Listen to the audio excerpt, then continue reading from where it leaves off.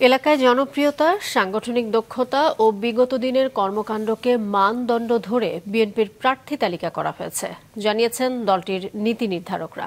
শরিক দলের জন্য ৬৩টি আসন রাখার বিষয়টিকে ইতিবাচক হিসেবে দেখছেন যুগপৎ আন্দোলনের সঙ্গীরা।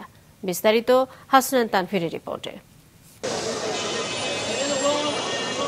প্রায় ২ দশক পর ক্ষমতায় ফেরার স্বপ্নে ফেব্রুয়ারির জাতীয় নির্বাচনের জন্য ২৩৭টি আসনে দলীয় মনোনয়নের প্রাথমিক তালিকা গতকাল ঘোষণা করেছে বিএনপি।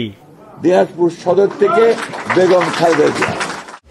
অসুস্থতা সহ নানা কারণে বিএনপি চেয়ারপারসন খালেদা জিয়া এবার নির্বাচন করবে কিনা সেই সংশয় উড়িয়ে দিয়ে তার নাম ঘোষণা করা হয়েছে ৩টি আসনে। প্রথমবারের মতো নির্বাচনের প্রার্থী হতে যাচ্ছেন দীর্ঘদিন প্রবাসে থাকা ভারপ্রাপ্ত চেয়ারম্যান তারেক রহমানও। প্রার্থী তালিকায় ১/৩ তরুণ, পাশাপাশি অন্তত ৮১টি আসনে প্রথমবারের মতো নির্বাচনে লড়বেন এমন নেতাও আছেন। তালিকায় বিএনপির স্থায়ী কমিটির সদস্য, চেয়ারপারসনের উপদেষ্টা, ভাইস চেয়ারম্যান সহ অন্তত ৩ ডজন পোরখাওয়া নেতার নাম রয়েছে। আবার ডাকসাইটে অনেক নেতা বাদ পড়েছেন।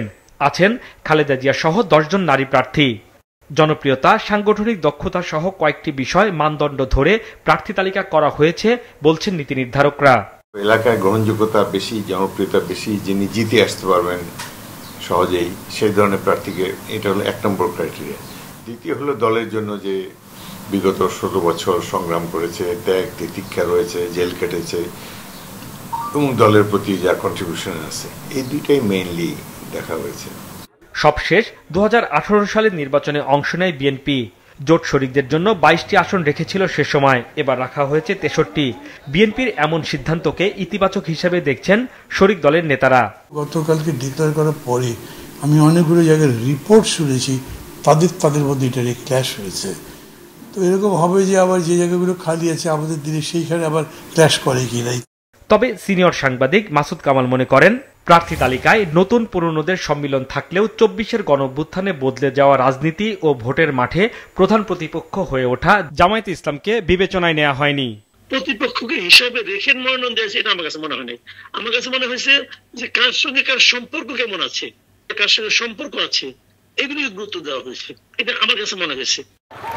বিএনপি বলছে, প্রয়োজনে সম্ভাব্য তালিকায় পরিবর্তন আসতে পারে, তবে তালিকা ঘোষণার পর যে অসন্তোষ তৈরি হয়েছে, বিশ্লেষকরা বলছেন সেটি মোকাবেলা করে দলকে ঐক্যবদ্ধ রাখাই হবে মূল চ্যালেঞ্জ।